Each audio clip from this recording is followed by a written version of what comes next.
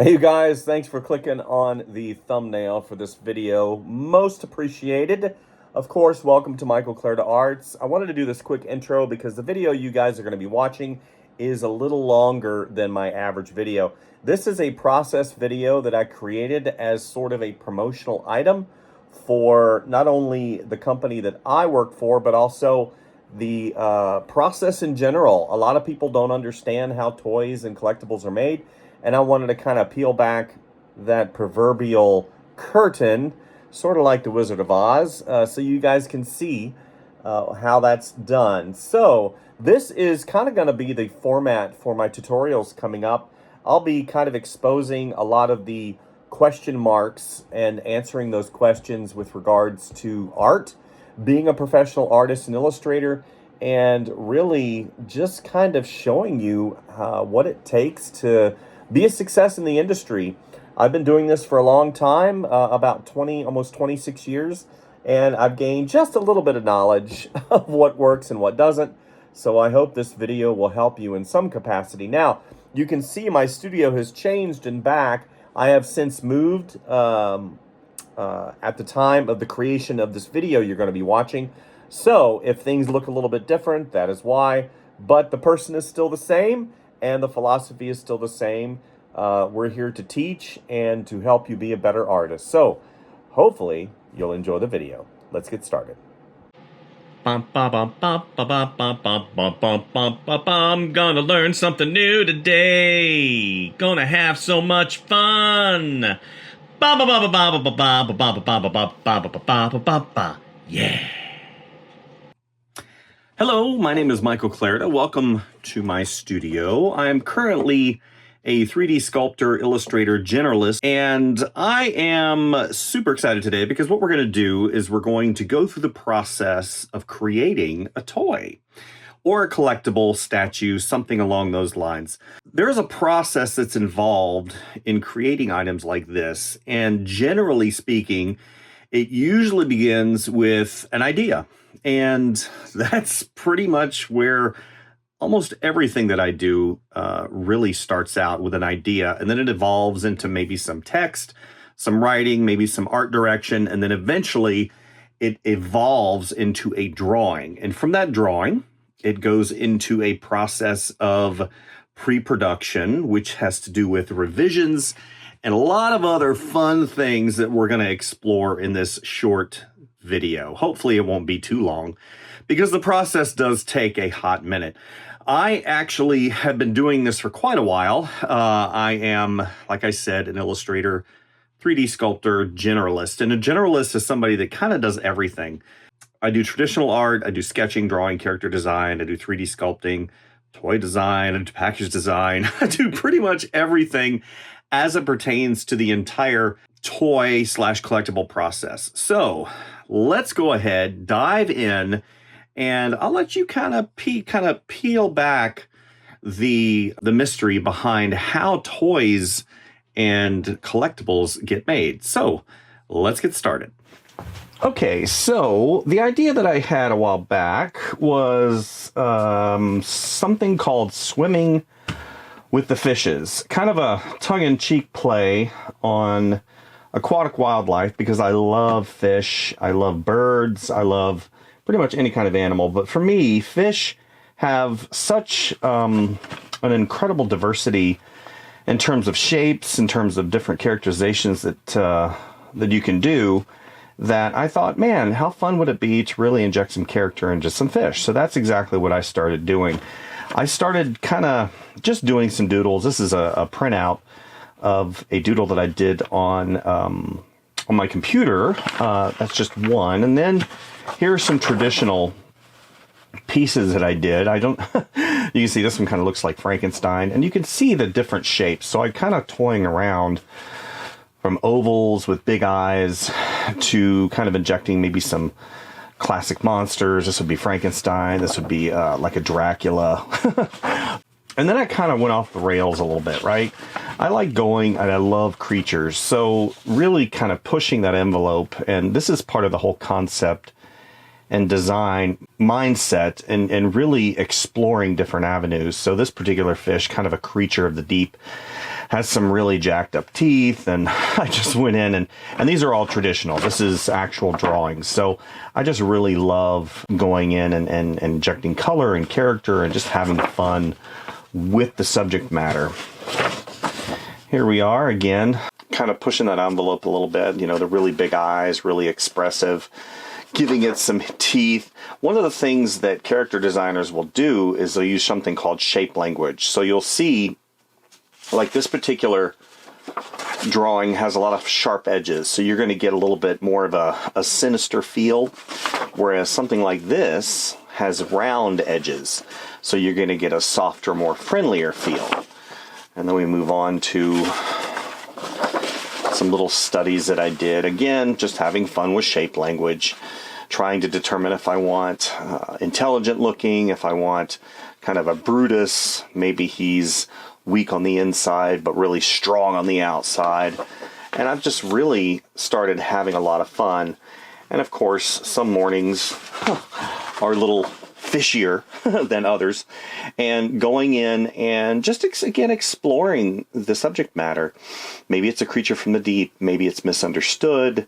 This one obviously has really sinister looking teeth, but then I kind of flipped it a little bit, and we have some really soft edges going on. And of course, depending on how far you want to go in a realistic realm, having all of these skin textures and wrinkles and maybe some barnacles around his eyes, those are also little character traits that I like to inject as I move forward. So this one was kind of interesting. So we have a male and female. Again, putting some of those human characteristics, like he's wearing a hat, he's got a suit on, maybe a tie. SpongeBob is really good about doing stuff like that, and I have done some stuff for SpongeBob in the past, and of course stuff like this really kind of lends itself to the subject matter, right? You have that long swooping neck with the gills, and you have these eyes, and you can still identify as a fish, and of course the bubbles help. But again, this is part of the exploratory process I talked about, and of character design, and you land based upon your art direction. And again, I'm art directing myself. Swimming with the fishes, that kind of has like a 1920s, 1930s, 40s mob connotation. Swimming, I'm going to make you go swim with the fishes, and you know, both of these kind of have that direction to them. And then we get to this.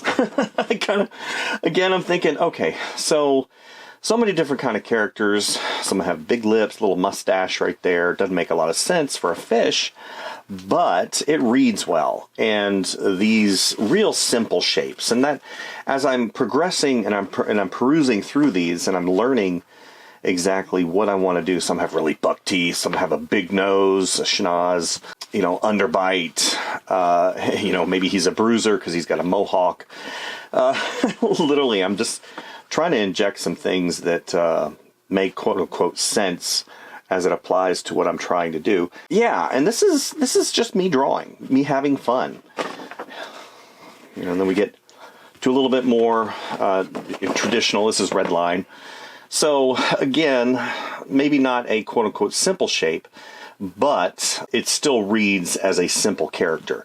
You're not overdoing it, you're not going in and injecting too much to it, and you can still animate and read that very well. And this would translate really well to a 3D sculpt.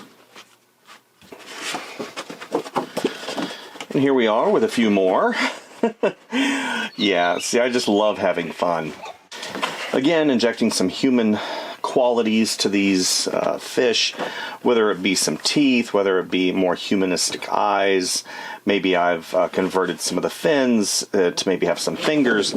It all just depends on that particular day and how far and how deep I want to go. These are, again, kind of going in that realm of really kind of a creature. So I kind of started steering away from this because whenever you look at this, it looks kind of dark and evil and sinister, and that's not what Swimming with the Fishes is about. But this is kind of where I landed. So you can see this one's actually wearing glasses. Yeah, I think that something along these lines is where I'm going to land. And you can basically see the simple shape. Very easy. That's what I start with. Typically a circle, a bean, a square, something that reads very easily, and then I just start placing the elements on it. And again, like I said, this will translate very well to a 3D sculpt. It won't be appendages, you won't have a bunch of clothes, you won't have any of that. So yeah, we're going to land somewhere in this area as I progress.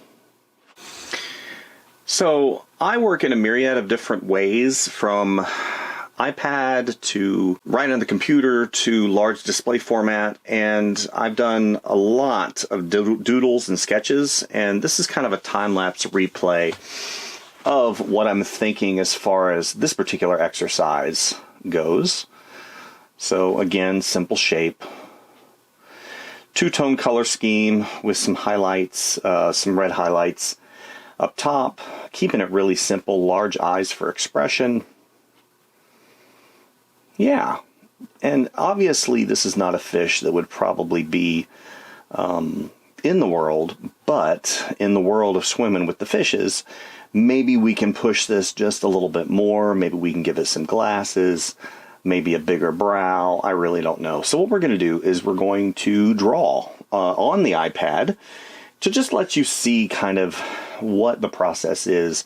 Again, we're coming basically to that point in time where I'm kind of choosing where I'm going to go. And then after that, to translate over into the 3D world, you have to do something called a turnaround. And a turnaround basically shows the front, the side, and the back view, depending on who you are. Sometimes you can do the top and the bottom, depending on the complexity. But this right here just really shows you how easy things happen, right? You start out with a basic circle, then you add reference points, so your eyes, your mouth, and then your tail, and then you can just start adding things as you progress, depending on the complexity of what you want to do.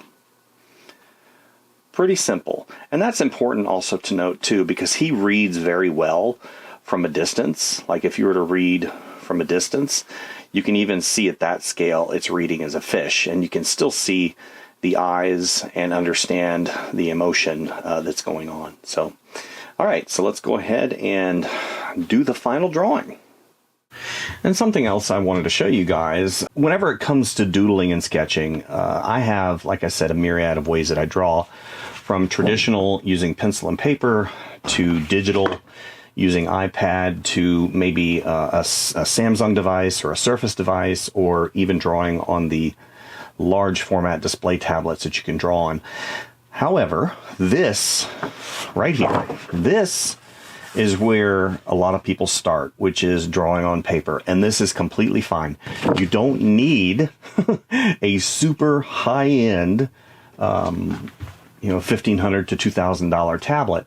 Now, what digital does for you is it allows you to go in and modify things. So if I want to modify, let's say, the color of his face, I have this in layers.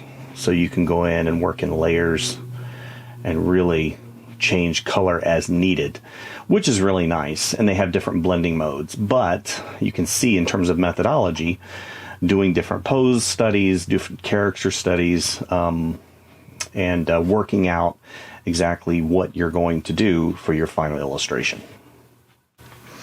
Okay, so I think what we're going to do first, again, starting out with simple shape, and we're probably going to do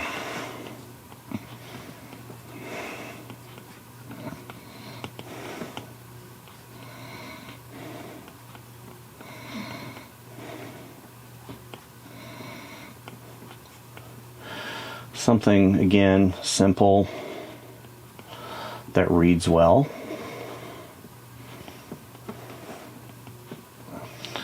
Right.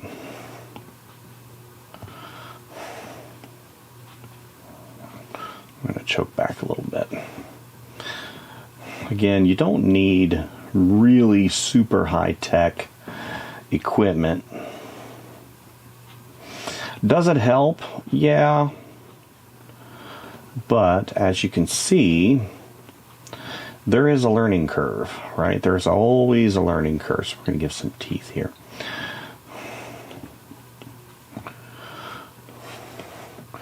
because you have to learn the software, you have to kind of overcome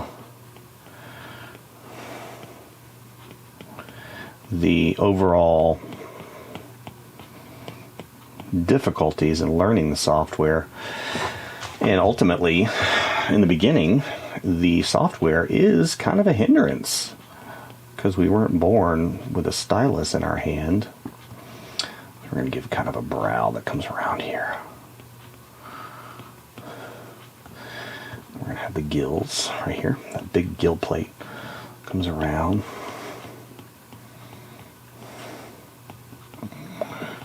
Mouth. Okay. Little bit of notification right there. Maybe a tooth right there. Okay, so this is what I was talking about in terms of modifying the drawing as you progress. So now we're going to go to the layers, and we're going to choke back quite a bit on the transparency, and then we're going to add a layer. Actually, we already had a layer down below. That's fine. And now, so I'm going to come back and I'm going to look at the drawing, and I'm going to think to myself, okay, what is working? What is not working? In terms of thought process, what is the main objective that I'm trying to accomplish with this particular character? So he would probably be not a quote-unquote main character, but he would be a peripheral character, maybe a secondary. So going in and maybe giving him a little bit more character. I like giving, I like opposing thought processes. So maybe he's, gosh, I'm trying to think. Maybe he's had it rough. Maybe he's got a broken tooth, right? Maybe this particular tooth right here, I think that particular 6B is a little harsh. So we're going to go to maybe the Procreate pencil. No, I'm not a fan of that pencil. So let's go all the way back up here. Okay, pencil set, pencil 5, pencil 10. No, let's try pencil 4. No. Okay, so a lot of people ask me, and this is a pretty standard question, how much do you draw? And I always typically will answer something similar. And I say, well, I draw pretty much every single day. And, hold on just a second here. It's typically not enough. And I say that because what I'm trying to build up in and amongst all of the rest of the things that I'm trying to do in my life, from stay fit, to be a dad, to all those things, is I'm trying to build up muscle memory. Muscle memory as it applies to my brain, going through my arm, going through my hand, into the stylus or pencil, to where whenever I'm drawing, it's not so much application of ink or graphite on paper. To me, it becomes kind of a sculpting process, right? I'm sitting here, I'm drawing, and I'm trying to feel out what is going to be the best. Here, I do this right here. What is going to be the best line,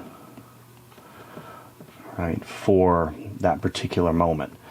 And the more and more I draw, the easier it becomes. This is kind of weird right here. I don't know what's going on. I've been trying to find the...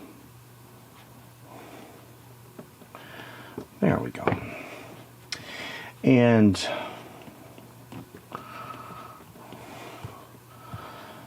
here we go. Yeah.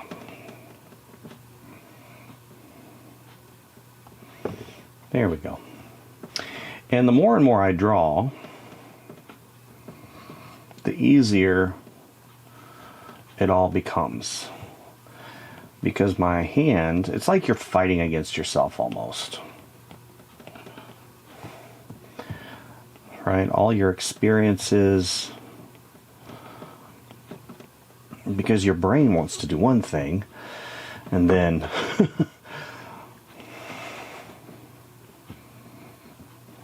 your hand's like, I don't want to do that today. And then suddenly you're fighting against yourself. Okay.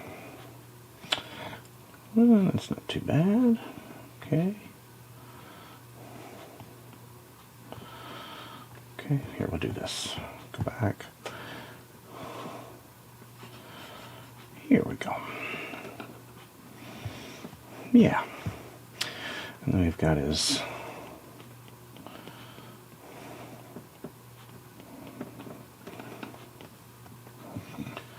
here we go.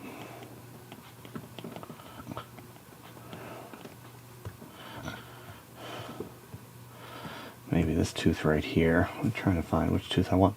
I don't want to draw too much attention to that tooth, so what I'm going to do is I'm going to go ahead and I'm going to break this one. He's got a chip in it.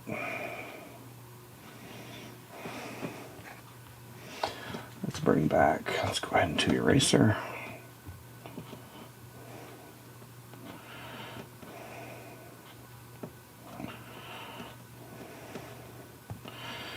There we go.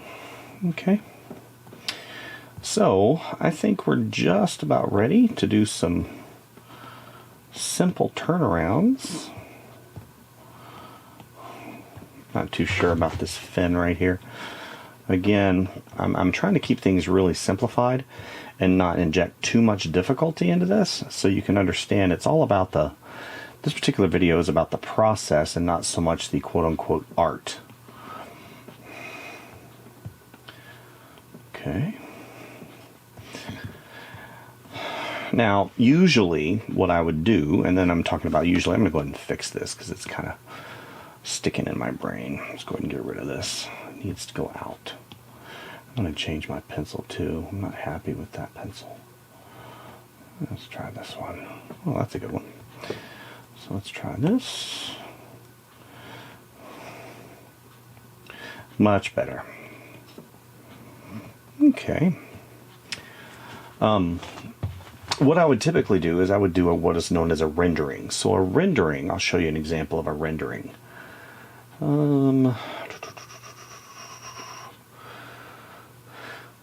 Yeah, so this is similar to what we're working on, and this would be more or less a very loose rendering. And then we're coming over here to, here's a piece I did a while back of one of my characters from Frank and Beans. So that would be a rendering, again, rendering. And you see we start out, let's go ahead and I'll show you real quick. We start out, basically, I had a traditional drawing underneath. I took a picture of it, and I went in, and I inked everything. And then once I got the inks in, you can see I got rid of that drawing in the background, that original drawing, and then progressed through, put color in, then I put some shadows. See, this will be local color. Then we move into shadows, and finally highlights. And some little pizzazz. Okay. So we come back. Again, we have a rendering.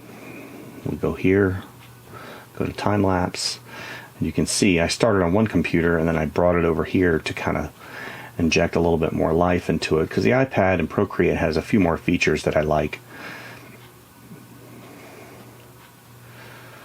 Here you go. See? Done. We come back up here. Okay. So here we are. I come back, I combine these two layers.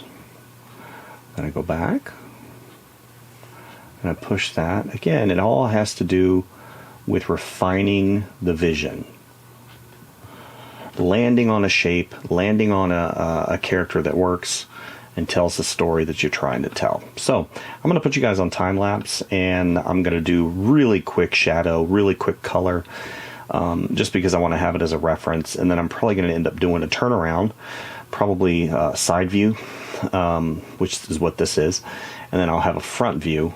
And I don't think I'll have to do a back view. Anyway, because again, we're talking about process. And I want to get into the 3D software as fast as I can, because that's where a lot of the time gets eaten up.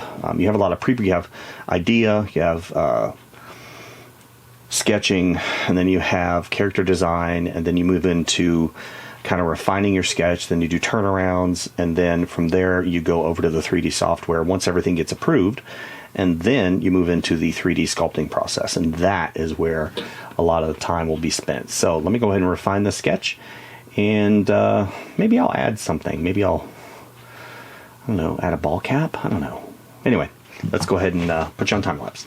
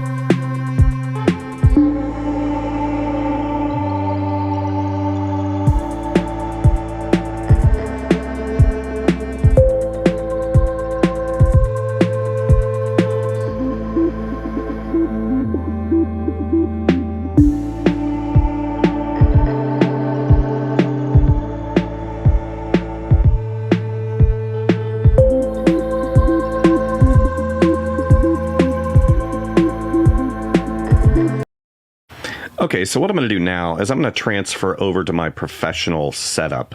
What you're looking at currently is my desktop computer that supports my professional career. So I've got a large 24-inch 4K screen right there. Then to my left, I've got a large 24-inch HD screen right there, and over to the right is a reference screen. I believe that one's 21.5 inches.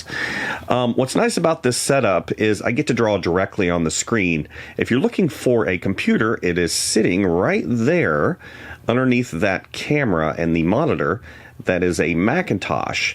So what we're going to do is I'm going to set the camera up really quick, and we're just going to do some quick turnarounds for the fish, and after that I'm going to go directly into the 3D modeling software, and we're just going to kind of explain the process. You can see that I love having creations and critters and different inspiration around me. Not only that, I've got stuff on my walls. You can see I like video games, and it just gives kind of an overview of my workspace. So let's go ahead and set the camera up and get started. Okay, so here I am sitting at my desk. This is my desktop right here. I've got it angled similar to what I would use as an animator or a traditional drawing desk. Now, a lot of you are familiar with, I would say, Cintiq tablets, Wacom tablets, stuff like that. And this is very similar to that, and you can basically go in and draw right on the screen. It's not touch or anything like that, but it really emulates the drawing process. So a lot of people ask me, what software do I use whenever I do turnarounds? So I like using Photoshop, first of all, because I love the drawing engine and the feel that Photoshop gives me. There's other programs out there, such as Clip Studio Paint, you've got Krita, you've got Sketchbook Pro, and I am familiar with all of those programs, as well as some specialized programs like Rebel that emulates watercolor software. But for me, Photoshop really kind of is the Swiss Army knife of the programs that are available currently. So as you see, I transferred over the drawing from Procreate on the iPad. I just literally just shared it as a PSD file. I have all the layers intact, as I noted before, and I can go in and really manipulate things as needed. But what we're going to do is we're going to go ahead and file save as, and we're going to put turns. Make sure that I don't get rid of the period there. And this is going to be primarily for ZBrush. That is my 3D modeling software that I utilize whenever I create 3D models and toys. So we're going to just mark this as turns. Create fish artwork turns. And we're going to get rid of that background really quick. All of it. And since, now typically I could go in and, let me see here. Let me see, I'll go ahead and do this. Group. Okay. What I'm trying to show you is, in a typical day as it pertains to toys, you're going to want to do quote-unquote turnarounds. So I'm going to give you an example of a turnaround really quick. We're going to go here to the desktop, and we're going to go to, let me see, presentation folder. Folder for presentation. So we're going to go down to Disney. I worked for Disney for about 2 years designing toys. I was in-house, and I was privy to a myriad of different projects. And I really, see, here's an example of a turnaround. So you see the side view and you see the front view. Here's a really good example right here. So you can see all of these. You have Pluto, you have Goofy, and you have Donald, and you're seeing them at different angles. And what that really gives you is a perspective of what the item is supposed to look like. If I just have a front view and I can't see the back of his hand, then I don't know where it's going to be placed. I don't know its volume. I don't know its reference. And those things really are important. Yeah, so that's what basically we're going to do today. So I'm going to go ahead and get rid of group and contents. We're going to transform this down. And since we're going to keep things pretty simple, what I'm going to do is I'm going to show you the first I'm going to show you the setup. And I wanted to show from the camera's point of view that there is no easy button here, right? Whenever you involve a computer or something along those lines, something that's quote-unquote automated, people think that there's an easy button. Oh, it's so easy for you to do that. The thing is, this environment, the creation environment, it's not a button. You have to sit down, you have to put in the time, you have to actually do the work. Everything is created by a human being. Go ahead and fill while I'm talking here. Everything is created by a human being. So that's important to note, because I know AI is very prevalent in today's society. It does not use AI. So I just want to make that very clear. So what I'm doing is basically, so we have the side view, okay? So now I want to show the front view. So here we go. So you have to show like a side view, a front view, and that again gives reference to the character, and all these things have to be on model. But since I'm really, in this situation, I had a model sheet to go off of. So maybe I had this pose right here, but then I had to go in and I had to make sure this leg was the same size as this leg. This muzzle area was the same size as this muzzle area. So there is a model sheet, but there is no cut and paste. I still had to draw each one of these as it pertains to this particular character. And here's some keychains that I did. Again, this is the reference that you're given, And things have to, whenever you deal with licensed properties like this, you have to basically reference the character to make sure everything has the right volume, has the right placement. You don't have an arm coming out of the chest. It actually looks like the reference art that they're trying to emulate. So again, these are drawn and this is the reference art. So what I'm going to do is I'm going to show you basically. So we're going to go ahead and create a layer. We're going to lock that right there.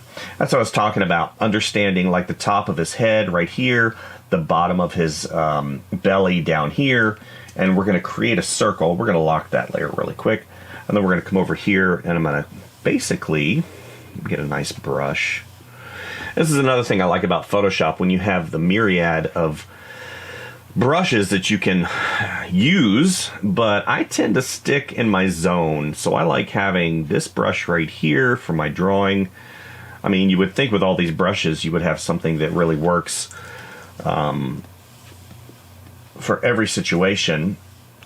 And I found that this particular brush really suits me and my drawing style.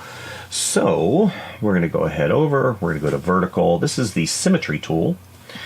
And we're going to go back to the brush. And again, starting out with that simple shape philosophy. So the way I look at it, I can see this area, and just in my mind's eye, the way I've already extrapolated that 3D form and how this, and understanding the anatomy of fish. That's another thing. Anatomy, understanding anatomy and physiology, and basically how things are quote-unquote created. It really gives me an understanding of where I'm supposed to place stuff. So like you have the top of the fish's head come around, and then you have that mouth. And you see me drawing lines from here to here, and you're like, well, you're messing up your drawing on the right-hand side. There is multiple generations of changes and adjustments, and I call it the push and pull. And with the push and pull, you're going to see me go back, and maybe I'll erase, maybe I'll change things up a little bit, but you can see how the head comes around, and then you have that mouth that comes around right here. So we're going to have that right here, and then it comes down,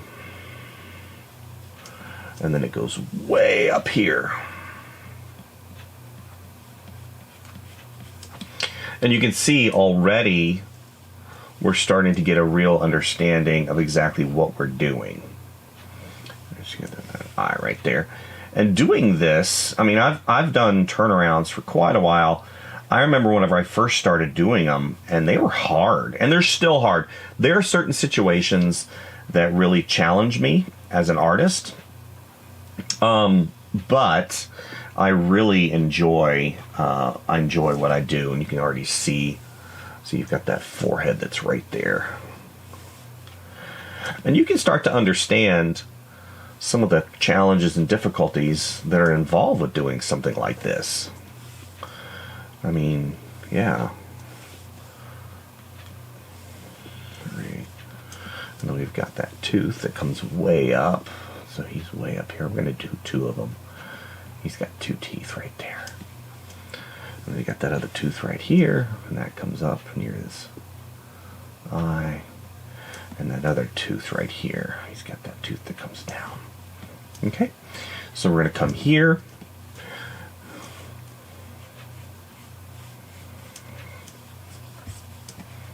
Okay, and here's his fin. Fin comes way down here. And you're asking, so you have to really look at this, and you have to kind of turn it in your mind. It is a challenge for sure, but I think that, like I said, as long as you're taking your time, really not rushing.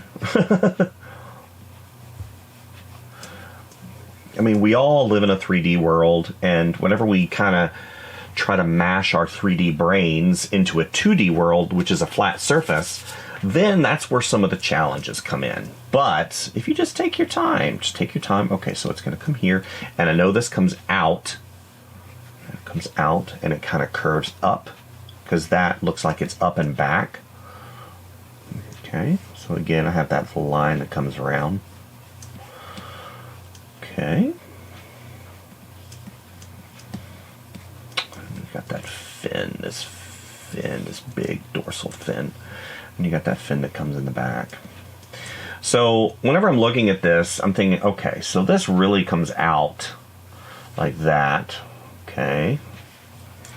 And then his eyes are kind of set in because look, a lot of times you can pick up visual cues, and since I did design this character, I kind of had an idea of exactly what I wanted to do. But let's say a 3D sculptor or an illustrator just gets this view, he's going to have to really understand, right, this eye is further in and this kind of comes out like this, and this really comes out, so it goes like this, like that, and then that eye comes out and it's kind of bulbous.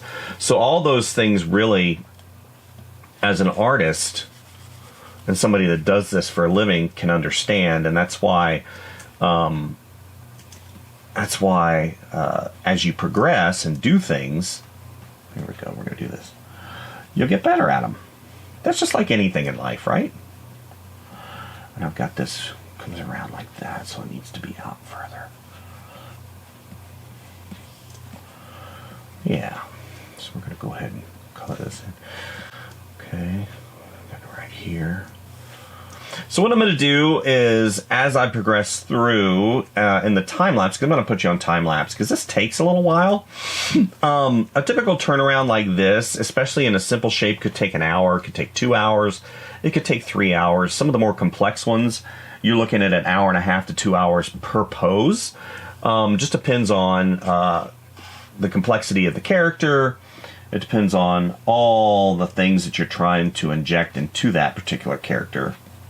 But it's worth it because you'll see as I finish this turnaround and we go over to the 3D software, you're going to understand exactly why it's really important to get like this matched up here with the side, because what's going to end up happening, you're going to see, and it's kind of like a 3D box, and as I turn it, you're going to see that form and that circular sphere really take shape as this character.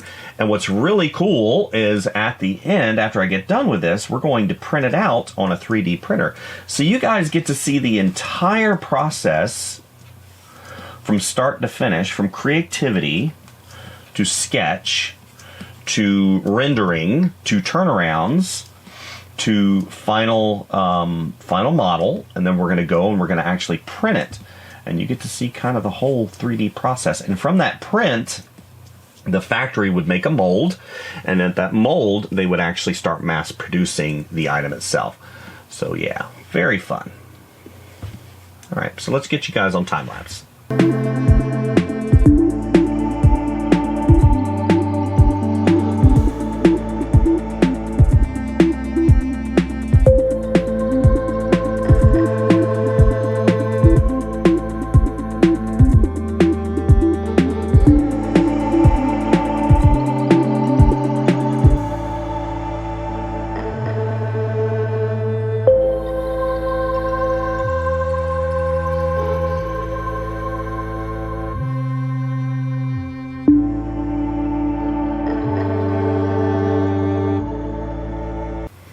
Okay, so I wanted to pause really quick because what I do is to help me. I think in terms of sculpting, right?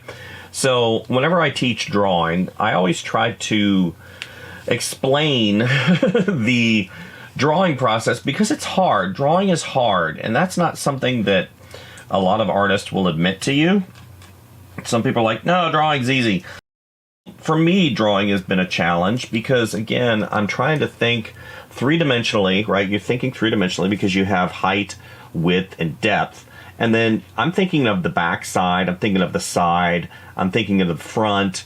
And whenever you're drawing, especially trying to make something look 3D, that is not easy. So what I do, and this is just to help me, is I draw these lines right here. You ever seen a basketball?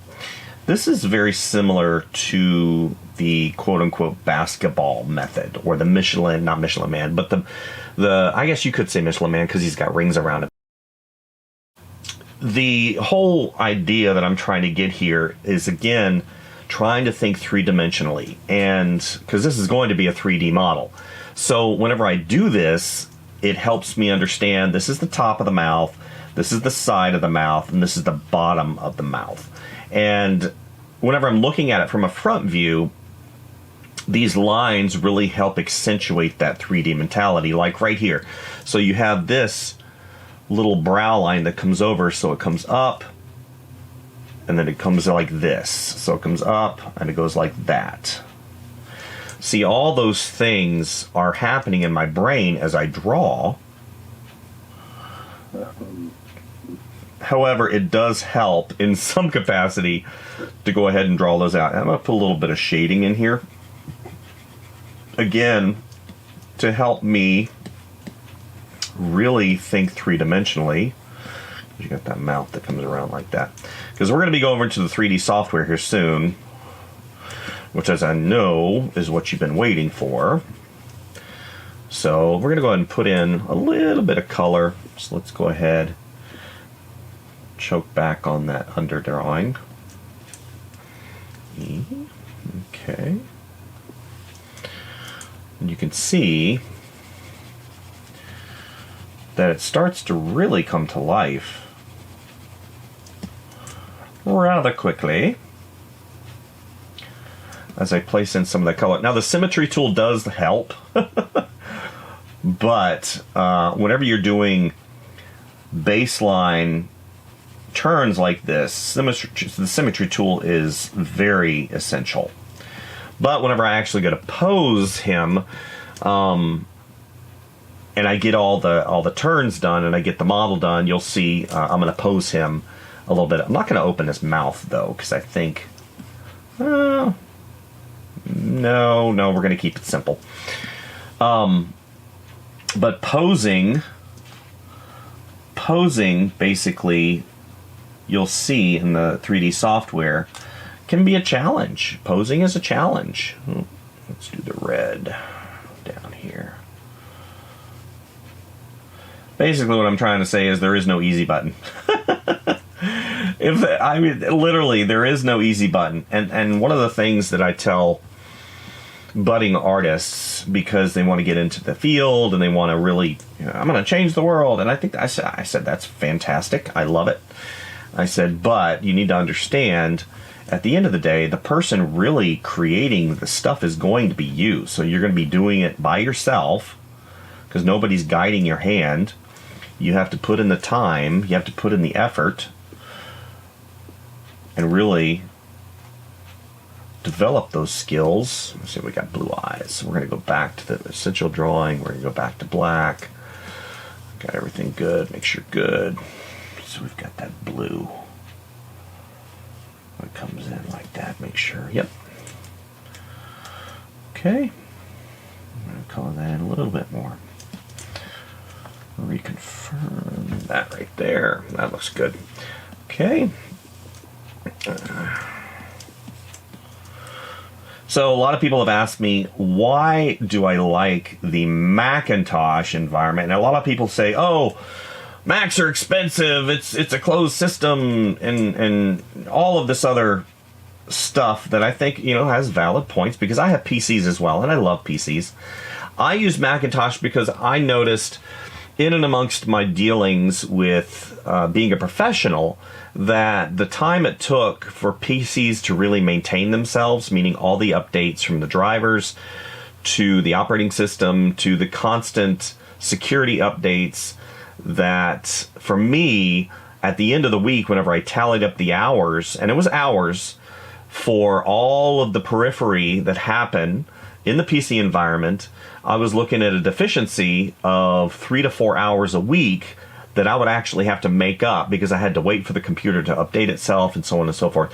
And you could argue and say, okay, well, just wait for the weekend. Wait for the weekend to update stuff and then just do it like that. But for me, the Macintosh really kind of maintenances itself, and I don't have to worry about viruses per se. And for me, just because I've been working on Macintoshes since 1997, that is a long time, I just thought, yeah, I'm going to go ahead and keep with the Macintosh. Yeah. Okay. So we've got the front view, and what we're going to do now is probably the back view, maybe? I'm not even sure if I need to do the back view, because this is just a simple shape, I might not do the back view because I might be able to do that in software. So let me go ahead and see. Let me go ahead and I'm going to extend the file here, and then we're going to go over and I'm going to see as far as time lapse, maybe I can do a really quick back view for you guys.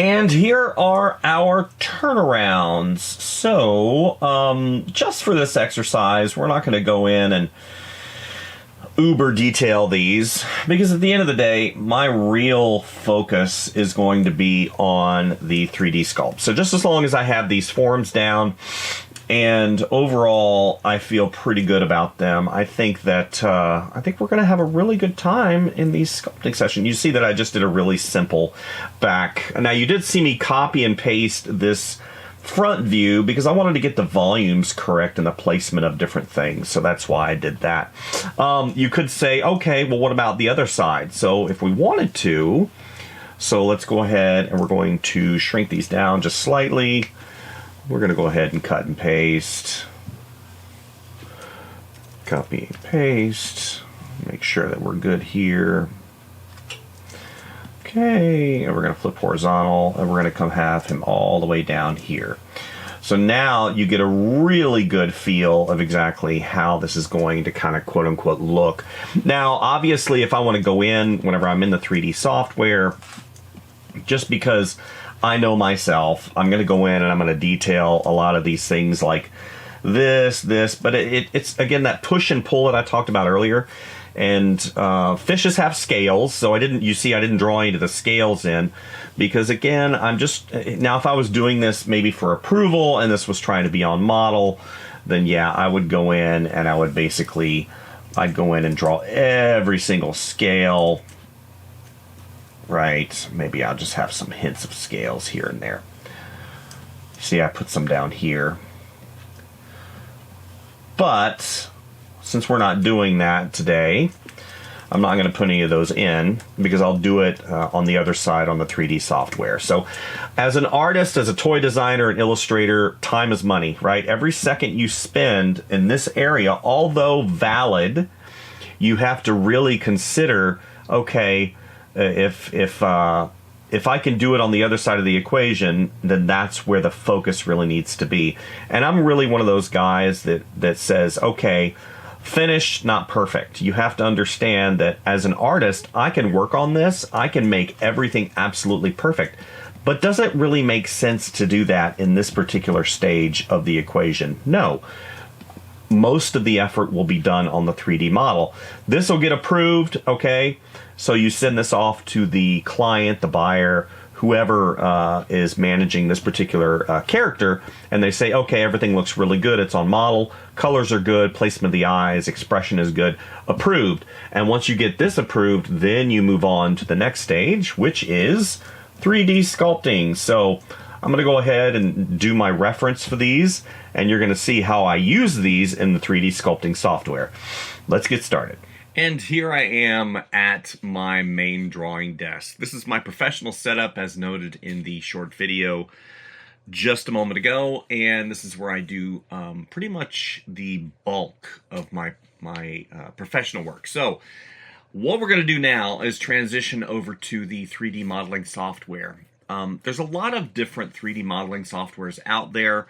Some really cater towards the mechanical, some cater towards the character side of things, and the software that I'm going to be using today is called Zbrush. It is an industry standard for toys, for film, for video games, and it's been around for quite a while. It really has a very intuitive interface that is catered, I believe, towards 2D artists and people that draw. So let's go ahead and jump right into the software. And as you can see, here is my second camera view, and what you're going to see here is basically me on the fly, and you're going to see me drawing, you're going to see doing things, and I'm going to position this in the lower right hand side of the screen. So let's go ahead, go to that, and here we are. Here is the, let's go ahead and get rid of that. Here is the user interface for ZBrush. Over here on the left hand side, you've got all the brushes. Right here, over here on the right hand side, you have basically the layers or subtools that the program creates. So as noted before, and what I mentioned before, is we're going to be utilizing those turnarounds that we created to have reference. You can see that I've already inputted a sphere into the program, and I'm going to be squashing and stretching the sphere to kind of match the silhouette of the fish. And as I progress, I'll be adding different elements to really kind of quote-unquote model. The software, you have to understand, the software uses, it's not foreign language, but it is a language that can sometimes be a little confusing, especially if you don't have quote-unquote training or anything like that. I am a graduate of Ringling College of Art and Design, and back in those days, I mean 25 years ago, the 3D modeling software was very rudimentary. I don't know what year ZBrush came out, but I didn't have any training on it, and I kind of stepped into the software because I knew the industry was changing and I needed to do something. So I'm really book-taught, self-taught, and just exposure to the software over and over again. I'm one of those people that it believes on doing instead of just observing. So that's basically how I learned the software. It is a challenging piece of software to learn for sure, but nothing's impossible, especially if you really want something. So as noted before, I introduced and imported the photos reference, and it's important to have very accurate turnarounds. Sometimes whenever you do a front view, if you draw the side view and everything doesn't match up exactly correct, then in the software, whenever you're referencing, let's say I modeled the front eye right here and I turn it to the side and maybe the eye is down a little bit, and suddenly the realization is that your model is not going to look right, because either you're going to have to model the front view or the side view. That's why it's important that the turnarounds match and everything really looks and is cohesive and placed correctly in the frame. And all those things you can either learn, like I said, in a book or in a video, or learning the software and how to import things. This isn't a ZBrush tutorial. This is to show you the process of creating, again, to create a toy, create a collectible, and going from start to finish, from idea to execution of 2D art, turnarounds, to 3D art, and then what we're going to do at the end of this, after I get it modeled and posed the way I want it, then we're actually going to export it to a 3D printer, and we're going to print a prototype. The prototypes are important in the toy industry because it gives what we refer to as proof of concept, that the sizing is correct, it's easy to read, you can hold it in your hand, and you don't see some of those things that really would possibly break. Maybe maybe the fin might be too thin, or maybe the eye's in the wrong place, or something like that. So proof of concept really helps me and the buyers and the people who approve, the licensors, that what you have done is correct and is viable. Sometimes the size might be too small, or one of the elements might be too big or small, and you can't inject some of that technology or engineering on the inside. So again, proof of concept in the 3D printing world is really essential. So as you see, I've got a front view, I've got a left or a right side view, and then I've got a left side view. Whenever I first started utilizing the software, I was really confused because the language was different. You had something called polygons, you had something called a mesh, and then what we refer to in the 2D art world as a quote-unquote brush. And then what you would do to apply some type of material. Brushes here manipulate what's called a mesh. A mesh is made up of millions of polygons that connect together, that form a sphere or a square or a mesh, and you basically push and pull those meshes. Now, just like a balloon, think about a balloon that you can stretch, and imagine if you stretch that balloon and it stayed. That is basically, in terms of thickness and thinness, what a mesh is. It can tear, and you add and subtract material as needed, and you can project what are called alpha. An alpha is a tool used in ZBrush to really inject maybe a complex image or a texture or something along those lines onto the mesh. You can see the incredible things you can do with the software are unbelievable. Some people have really, delved deep into the software, and it takes a long time and a lot of exposure to the software to really get a grasp of what it can do. I've been using it for quite a few years, and I have a methodology of the way I do things. And typically, once you do that in software, then you continually do it, and you add things and subtract things that work and don't work, so on and so forth. So what's important to me is to ensure that the accuracy of the image is key. So whenever it comes to pushing and pulling, so I'm going to give you an example up here. So we're going to go to the move tool. So again, I'm using this side, make my brush really big. See over here on the right hand side, you can have size. Focal shift depends on where the intensity lies in this field right here. And then you have the Z intensity. The Z intensity has to do with maybe how hard or how soft the brush will push on the pixels. I'm sorry, on the mesh. So you can see, I'm going to move this forward. Okay. And again, there's a myriad of different ways that you can do this quote-unquote same thing. But from my experience, I just like to dive in and start pushing and pulling. So you see, now even though it matches on the side, now I have to go to the front, make it a little bit bigger. And I have to make a little bit bigger. Now you can see the polygons in the sphere right here. You see all the 1, 2, 3, 4, the polygons. And what happens is, as you continue to sculpt and add material, subtract material, and move things in and out, you have to increase the number of polygons, because if I were to go ahead and start sculpting now, let's say I do my clay buildup, and I just go ahead and start sculpting on it, what happens is, since the resolution or polygon count is so low, you're just going to see I'm just pushing those number of polygons right here. So if I were to go ahead and increase the number of polygons, then it would be a little bit smoother.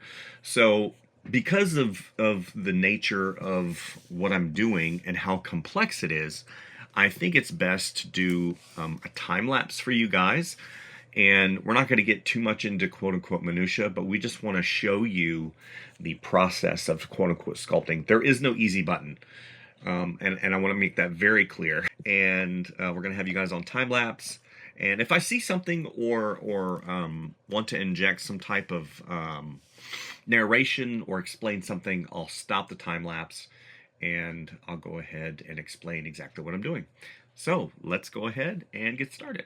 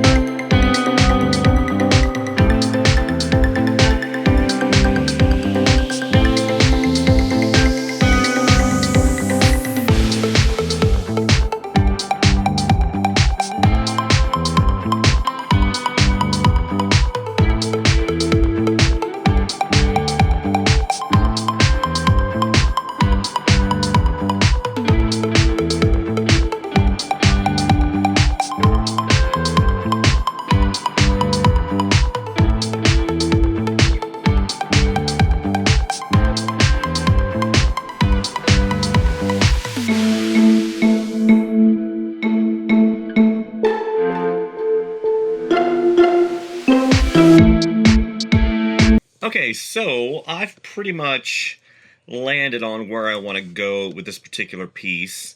I think it turned out pretty good. I could spend hours and hours and hours on this piece, but at the end of the day, that's not what this is about. It's about showing you process from idea to pre-production to sketch phase, turnarounds, going into the 3D software, getting something that I'm quote-unquote happy with, and then I export it to a painting program called Photoshop.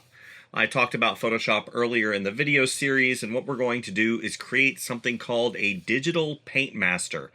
The digital paint master is something that I will be sending over to the factory, hypothetically speaking, because we're not going to produce this item.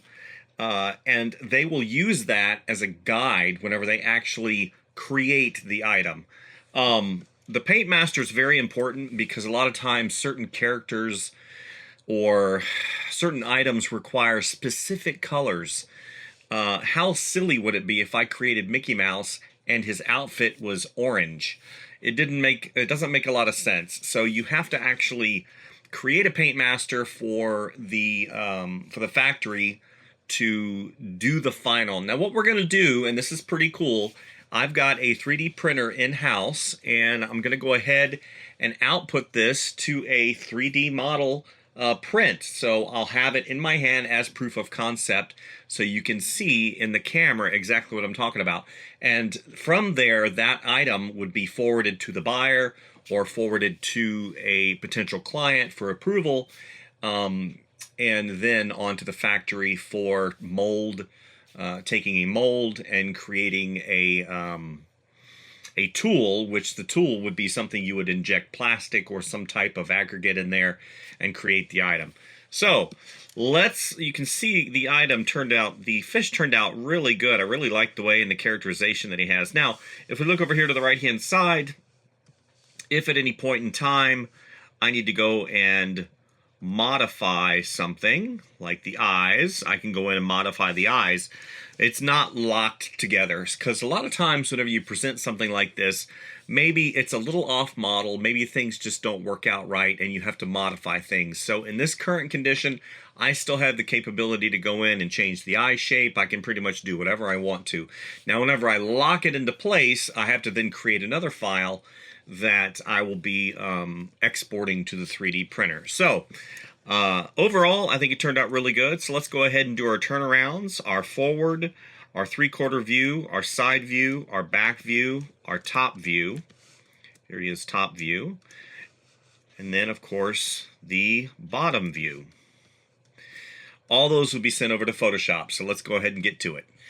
Okay, so I've loaded the 3D turnarounds that I did and exported from Zbrush of our handy-dandy 3D model, and now I'm in Photoshop. What I'm going to do now is do something called a digital paint master. Just like I talked before, this is just a visual reference for the factory to go ahead and paint the model after they've outputted it. So what typically would happen, let's go ahead and fill, whoops. What typically happens is once the paint master is done, and that's typically done by hand, it gets sent to the people that approve it, and they look at it and say, yes, no, does the color match the existing approved comp sheet that was sent over? And once everything looks really good, then they say, yes, paint master approved, and then it goes to production. So that process could take 1 week, 2 weeks, 3 days, 4 days, 1 day. It just depends on the approval department. So let's go ahead and fill this. Okay. The approval department and exactly what or how long it takes and how many people. Now, sometimes some companies have structured approval departments specifically for merchandise. A really good example is Lucasfilm. So Lucasfilm, you would think, okay, they have their movies, they make their movies, and then they have their merchandise department. So the merchandise department really oversees all of the character continuity, the colors, the pretty much everything you see in the marketplace as it pertains to Star Wars. They're going to have a hand on, and it has to go through people to get approved. I know in some environments there are very fluid suggestions as it pertains to character continuity. A really good example of this would be, what are those things called? Pop figures. So pop figures have a specific pushed style, and you're going to see characters that maybe look like the character but don't necessarily adhere to the stringent rules as it pertains to something like Marvel. Maybe the head's really big because it's a bobblehead, and just a lot of different things pertaining to that whole character approval process. So what I'm doing basically right now is I'm filling in color, as you see, and just basically paint by numbers as I go through. Let's go here. There we go. As I go through, you're going to see me change colors a lot. Let me make sure I get a really good brush. Let's get the standard general brushes, and then I get a hard opacity and flow. And I turn off pressure, and I turn off taper. Well, let's go ahead and keep taper on. So as you see right now in Photoshop, you have different types of filters, you have layers, you have layer transparency. So what I'm going to do is I'm going to turn this to color, and as you see, that's going to change the color, but you can still see the texture underneath. And basically, it's kind of like, I want to maybe paint by numbers, sort of, but not really. Yeah. So, again, I'm going to put you guys on some time-lapse action, just so I can kind of give you an overview of the process. Painting stuff is kind of boring, right? You just kind of paint by numbers. But once we get these done, we'll look at them and kind of compare to the existing source art over here. Maybe I need to make a few adjustments here and there. So let's go ahead and put you on time lapse.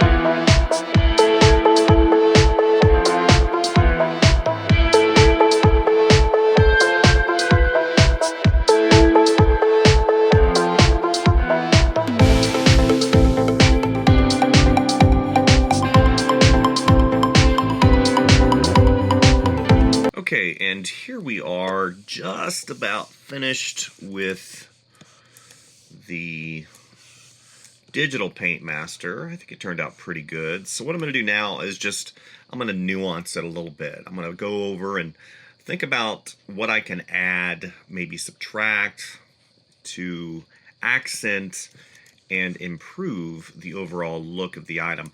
So whenever I think about fish or any other creature, I don't want it to be super polished. And this is just part and partial to this particular character. Other characters we might have uber polished, we might have no grime or anything like that. But whenever it comes to fish, as you see, I've already indicated some little nuances here and there. Oop, I got a little bit of a mistake right there. Yeah, no big deal. So what I'm going to do now is I'm just going to go back. I'm going to put some color, kind of like transparent color. If any of you are ever familiar with traditional painting and you mix a color with a paint medium, it gives a transparency to it. Acrylic's really good for this. And so is oil, but acrylic you can really layer upon layer upon layer acrylic and give it depth, and that's basically what I'm going to be doing right here. So I'm going to add a layer. I'm going to choose maybe in a red hue, right around there, and just kind of give the character a little bit more. Let's go here to spray general brushes. General brushes, we're going to give it a little bit of airbrush, soft pressure, opacity and flow, taper off. And as you see here in just a second,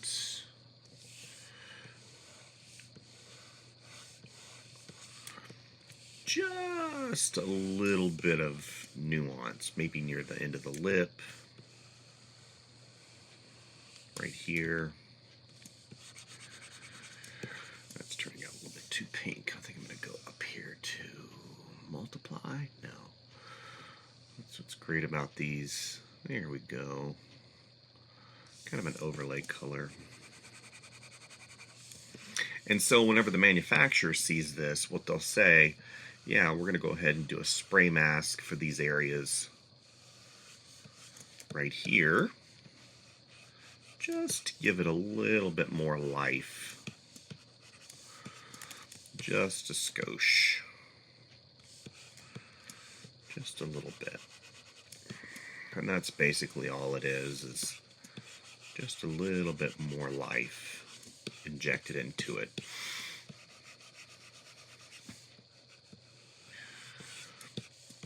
Not overdoing it.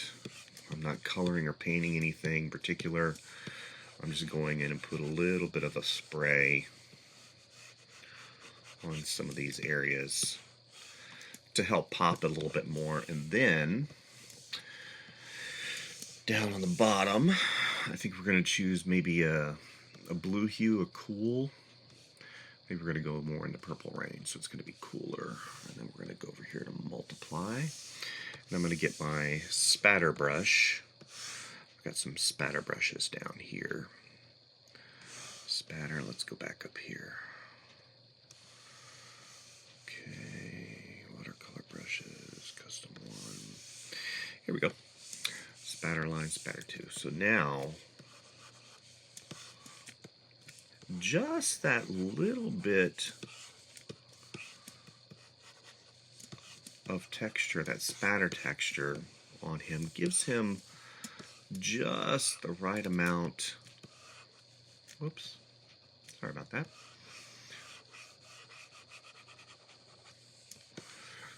Just that right amount of life, a little bit of life in there. Yeah, a little bit of life. That's all there is to it. Just a little bit. Don't want to overdo it.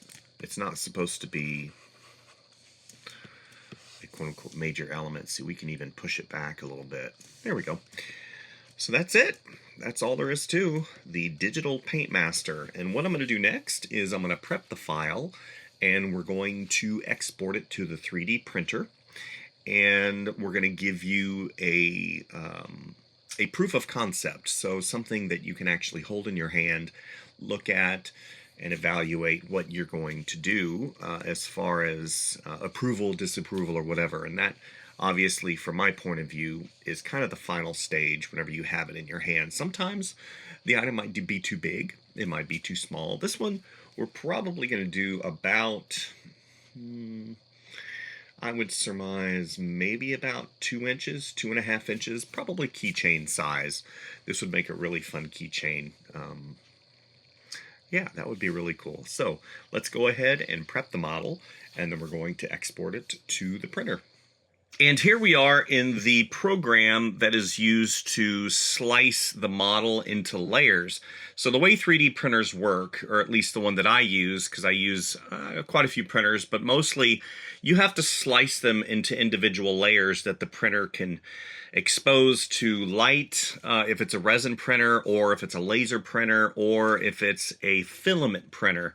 So depending on what you use will really dictate how you set the file up in the slicer. As you see, it's got supports. He's turned upside down. And there's the build plate. So here's the build plate right here. And it basically models my model of printer in terms of volume. So this is how big he's going to be on the build plate. And this is the support structure right here. Right here. I'll go ahead and zoom in. There we go. And you can see it represents the model very well. It shows the textures, but again, this is just a program for slicing. You need this particular program or one like it to be able to export a specific kind of file that your printer can read. It's not just, oh, I'm going to willy-nilly do it. You kind of have to understand the dynamics and the principles behind 3D printing to be able to set the file up correctly. And I've been doing this a while, and I've got a really firm hold on what works and what doesn't work. As you can see over here, there's a bunch of menu items over here. And then up here, it comes to a bunch of menu items as far as the lattice work. You can hollow it out if you like, if you want to save on resin, which I've done many times. And this is just literally another part of the workflow that needs to be considered whenever you set a file up for printing. And yeah, there's a lot of printers out there. You have really high tier printers. You know, you can get up towards $50,000 to $100,000.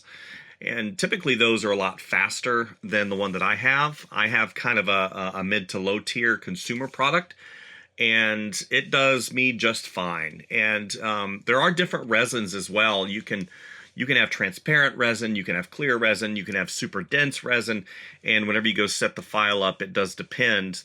You have to tell the software what type of resin you're using. So I use a piece of software called Lychee. I've also used Cura, and I have also used a piece of software called Creality. Where is it at? There it is. Creality Print. So typically, depending on your experience with 3D printers, will really you kind of have to experiment with different slicers to see which one fits you the best. So let's go ahead and slice this up. We're going to go over to the 3D printer, and you're going to see basically pictures of it printing. So let's go ahead and get started. And here is the printer. It's not too glamorous, just a big bowl full of resin. Yeah, and it does it layers and layers. Takes about 6 hours depending on complexity. And here is the final print on the print bed. Pretty cool. A little gloopy though. And here we are, fresh out of the 3D printer. I haven't even had a chance to cure it yet, so we're going to remove this lattice work here for the big reveal. Typically I do this with gloves, but I used my last one yesterday. You can see he's still a little shiny and gloopy from the resin. I use myriad of different printers. Resin happens to be my favorite because it gives a lot of detail. So let's go ahead and wash him up, and we'll do the big reveal. Here he is, taking a bath in alcohol, getting rid of some of the residual resin.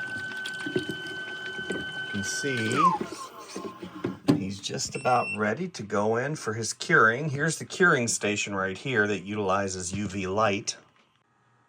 And here he is in the curing station, That UV light right there cures him to a more solid consistency. Now he is cured coming out of the 3D printer, but this actually solidifies the outside structure that much more. I usually keep him in there for about 2 minutes. He's in there in his dance party. I call it a dance party. And here we are as a final kind of reveal for you guys, just to show you the finished product. Now, this particular model was printed solid. You can print hollow, but for this particular size, just for ease, and I don't have to put holes in it, whoops, as I drop it, I didn't print it hollow, I printed it solid. So you can see a lot of the textures really came through. Now I can tweak the model, and you see some of this white residue. That's basically resin that I didn't scrape out of there. It ends up getting a little bit crusty, but at the end of the day, I can use kind of a toothbrush or a wire brush or something to get that out of there. It is pretty durable, but if you drop it, it will break. And this is just, again, a prototype, something you can hold in your hand, and for proof of concept. So this would be great. I think it's a bath toy or something along those lines. Maybe a dog chew toy, maybe if I made it a little bit larger. But again, this wasn't really a product design exercise. This is just to show you process from start to finish. And I think overall, the item came out really good. I don't want to get it blurry here, but you can see all the textures and all the little things that I put in there. It came out really good. And like I said, I can tweak the model. I can tweak the model, its resolution, and I can go in and I can change a few things on the print just to get it print a little bit cleaner. And as I progress in this whole endeavor, things will improve, things will get better and whatnot. I've printed quite a few things prototype wise that obviously I can't show in this video, but they were integral in getting the product approved. And this is just, like I said, one other option as we progress through. Back in the day, I mean, even 10 years ago, getting something done this quickly was impossible. You had 2 weeks, maybe even 2 months to get a sculptor to sculpt this in wax, hard wax. And then even then, you know, if there was a size change, then it would be, you know, another 2 months to get another sculpt. So the rapid turnaround of toys has really, I mean, 3D printing has really changed that overall. So hopefully you guys like him. I haven't really given him a name yet. If you have any suggestions, I'm sure we can figure out a way to get those to us. But I think he's pretty cool. Maybe I'll come up with a whole line of these. These are fun. And that's going to wrap it for this particular video. So what we have shown in this video is the entire process, basically from start to finish, of creating a collectible figure using 3D sculpting. Now, what you have to understand is most of the time, they are broken up into segments and allotted to different people. Most of the time, and this is just from experience, you don't have somebody that can do everything. And that is just something that I have endeavored to be able to do because I want to be a one-shop stop. In addition to the 3D sculpting, to the drawing, to the designing, to the creating, I also do the package design, which is another element that is added on. So just like with other items you've seen in the marketplace, right? Little packages that have the figures and the characters on them that show all the legals and everything else and are sized specifically to that particular character. I do that as well. And I've just really tried to cover all of the spaces and stop at one particular company and say, do you do creation? Do you do packaging? Do you do manufacturing? Do you do shipping? Do you do logistics? Do you do 3D sculpting? Do you do engineering? That's another thing. So the engineering side also can be challenging, although I don't do the engineering side, such as putting mechanicals inside of figures and batteries and all that other stuff. So it's just really neat to be able to have the opportunity to show you guys, kind of peel back that proverbial curtain, right, like the Wizard of Oz, and reveal some of the magic. All it really takes is a basic understanding of process. And if you sit down, take your time, listen to what the client says, listen to their needs and wants, and basically create something that tells a story. We're interested in not only creating the figure, creating the collectible, but also associating a story or some type of element that the end user, whenever they pick that item up, can say, oh, I remember that pose from the movie. I remember that figure. I remember that expression. I remember something that I have an association with that really kind of speaks to me as an individual. We want every experience to be special, and we want basically to be able to create new memories with our users and with our clients and with our guests and whoever buys the products that we create. So again, that's just another page of the story. Thank you guys for visiting me here in my studio and watching the process. Hopefully you got something, got a little more knowledge with regards to what it takes to create something special. And I'll probably be doing more of these videos as we progress along. And hopefully you'll stay tuned and enjoy those as well. All right, we'll see you guys next time, all right? See you later. Bye-bye.